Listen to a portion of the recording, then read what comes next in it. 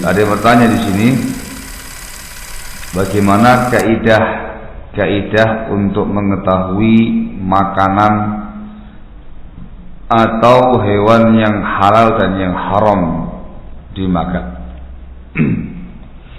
Terkait dengan masalah makanan dan minuman, hukum asalnya adalah halal sampai ada dalil yang menunjukkan keharamannya. Jadi kaidahnya al-aslu fil ma'kulat wal mashrubat wal malbusat al-hil hatta ya'tiya dalilun ala hurmatiha. Hukum asal yang dimakan, yang diminum, yang disandang adalah halal, mubah sampai datang dalil yang menunjukkan keharamannya. Baik, itu kaidah asalnya. Adapun perinciannya barakallahu fikum, makanan-makanan yang haram yang pertama ialah yang ada nas dalil Alkitab, Sunnah yang menyatakan keharamannya, jelas haram dimakan. Seperti al-maitah, hurrimat 'alaikumul maitatu wad-damu wa lahmul khinzir ila akhir ayat. Diharamkan atas kalian bangkai, darah babi dan semisalnya. Itu dan nas langsung yang mengatakan keharamannya. Yang kedua ialah dia termasuk al-khaba'ith, termasuk khaba'ith, perkara-perkara yang menjijikkan. Babituhu atau babituha, babit kaidah untuk mengetahui ini perkara yang khabith, perkara yang jelek, yang menjijikkan ketika dia memadaratkan agama atau memadaratkan akal atau memadaratkan badan. Kullu ma yadurru fid dini wal aqli wal badan fa huwa khabith.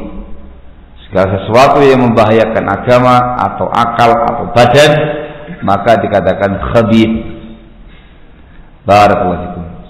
Ini dengan ayat Allah Azza wa Jalla tentang Nabi kita Muhammad sallallahu alaihi wasallam, wa yuhillu lahum thayyibat wa yuharrimu alaihimul khaba'ith. Nabi kita Muhammad SAW menghalalkan bagi umatnya perkara-perkara yang thayyib dan mengharamkan atas mereka perkara-perkara yang khabith. Perkara-perkara yang khabith. Babitnya seperti yang disebutkan di atas, disebutkan oleh Syekhul Islam Ibnu Taimiyah rahimahullahu taala. Jadi bukan kembali kepada suatu kaum tanpa kaum yang lain, sebagian pihak tanpa pihak yang lain. Tapi babitnya kembali pada poin tersebut di atas. Wa ala dzalik, dibangun di atas babit di atas, kita menyebutkan poin yang ketiga, termasuk perkara yang haram dimakan ialah segala sesuatu yang memadaratkan. Segala sesuatu yang memadaratkan, entah yang mengandung racun atau yang kalau dimakan membuat orang itu mati atau membuat dia sakit dan segala macamnya yang memadaratkan dirinya, maka dikatakan haram. Rasul mengatakan dalam sabdanya, la darara wa la dirar. Ya, tidak ada kemadaratan dalam Islam dan tidak boleh memadaratkan orang lain dalam Islam. Dipahami insyaallah ya. Ini 3 poin yang antum perhatikan baik-baik barakallahu fikum, yang dengan itu antum bisa menilai ini perkara yang haram atau perkara yang halal. Ketika tidak ada dalil, ketika tidak masuk dalam poin-poin di atas, kembali pada hukum asal. Apa ya, Pak? Halal dan mubah. Adapun terkait dengan masalah hewan, ini lain pembahasan. Terkait dengan masalah hewan, yang diharamkan ialah yang pertama as-sabu', yang buas. Hewan yang buas, yang bertaring atau yang berkuku tajam. Hewan bertaring yang buas atau yang berkuku tajam yang buas. Baik, dzu anyabin.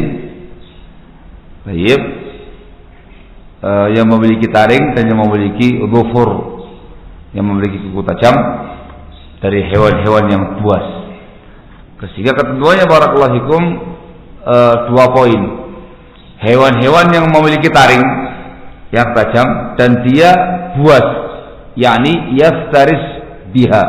Dia memangsa orang lain, bisa membawa buas kepada hewan-hewan yang lain dengan taring tersebut. Kayak macan, singa dan semisalnya. Baik, kayak buaya. Itu taringnya tajam. Kalau buaya ada khilaf di kalangan para ulama, dan dia buas karenanya. Tapi kalau dia memiliki taring tapi tidak buas karenanya, maka bukan termasuk hewan yang diharamkan, kecuali ketika ada nas yang menyatakan dia buas. Dicontohkan seperti barakallahu fikum bobok. Tahu bobok? Bobok itu sejenis serigala, mirip-mirip kayak anjing, tapi bukan. Apa namanya?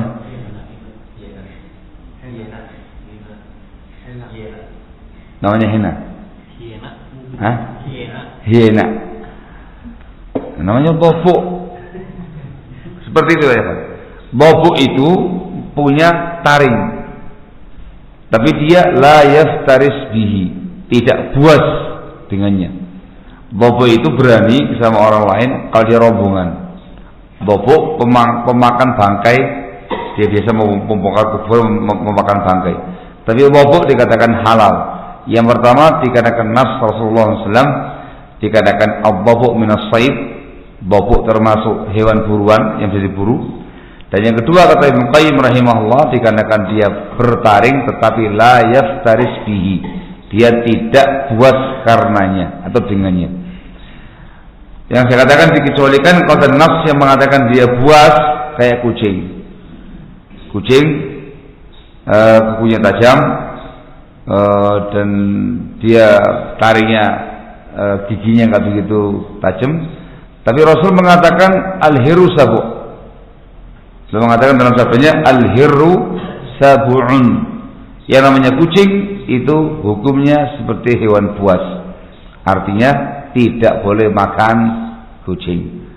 Yang ini pengecualian, difahami insyaallah ya. Hukum asalnya yang memiliki taring yang tajam dan dia buas karenanya, maka termasuk hewan yang haram dimakan. Juga terkait dengan yang kukunya tajam, dari burung-burung dan semisalnya, unggas-unggas yang kukunya tajam dan dia buas dengannya. Harus ada 2 poin ya, Pak. Kukunya tajam dan dia buas dengannya. Kayak elang, yang lain apa ya? Yang lain, al-muhim yang kukunya tajam dan dia buas dengannya, maka dikatakan hewan yang haram dimakan. Selebihnya kembali pada hukum asal, yaitu halal. Barakallahu fikum. Bagaimana hukum memakan hewan-hewan berikut? Yang pertama, kelelawar, hukumnya haram. Al-khafafish dimasukkan oleh para ulama termasuk khaba'ith, hukumnya haram dimakan.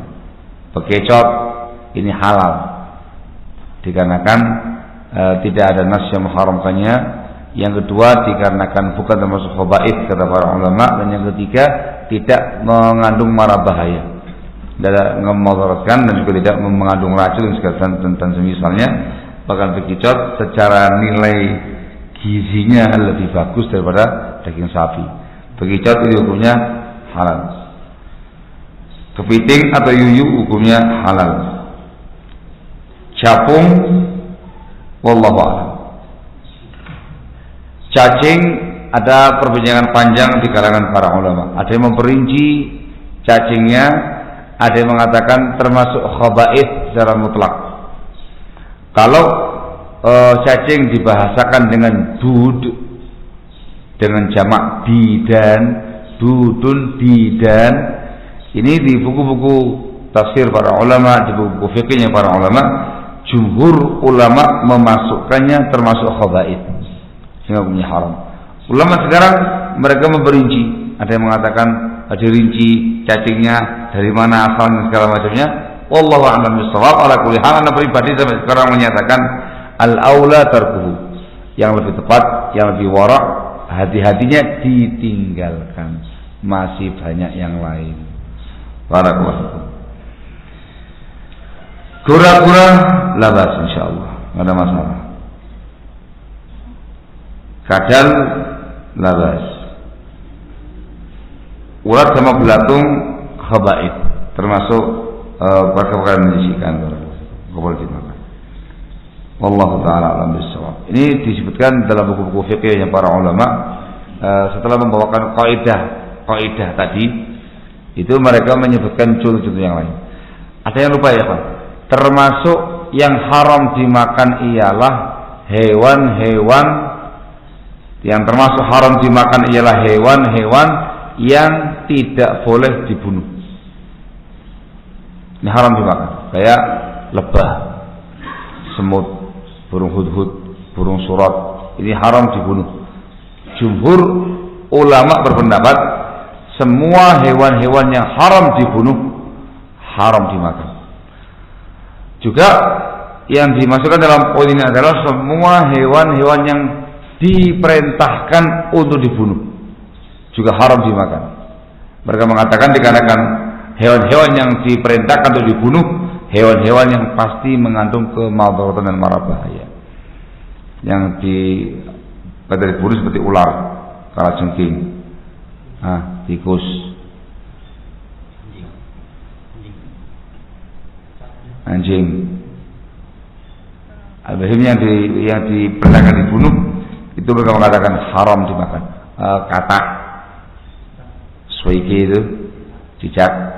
Al-bahim yang diperintahkan dibunuh itu hukumnya haram dimakan. Atau pendapat jumhur ulama barakallahu. Apa hukum memakan dan menjual telur semut dan anak lebah? Jawabannya tidak boleh. Dari keterangan di atas, dikarenakan semut tidak boleh dibunuh. Maka semua yang terkait dengan semut lebih baik ditinggalkan, jangan dimakan. Lebah juga nggak boleh dimakan, anak lebah juga nggak boleh dimakan. Barakallahu. Menjual telur semut ya tergantung. Kalau menjual telur semut untuk dikembangbiakkan dan dibiarkan hidup, labas. Tapi kalau untuk dimakan oleh kita hukumnya haram, atau untuk pakan hewan yang lain hukumnya haram, sebab dia dikonsumsi. Juga terkait dengan masalah anak lebah, ketika diperjualbelikan untuk dikembangbiakkan, labas. Jangan punya usaha madu, mengembangbiakkan lebah tadi itu. Jangan beli anak-anak lebah dikembangbiakkan supaya semakin banyak lebahnya, biarkan dia di hutannya antum, biar banyak madunya, labas. Yang nggak boleh ketika dikonsumsi baik oleh kita atau oleh yang lain. Barakallahu.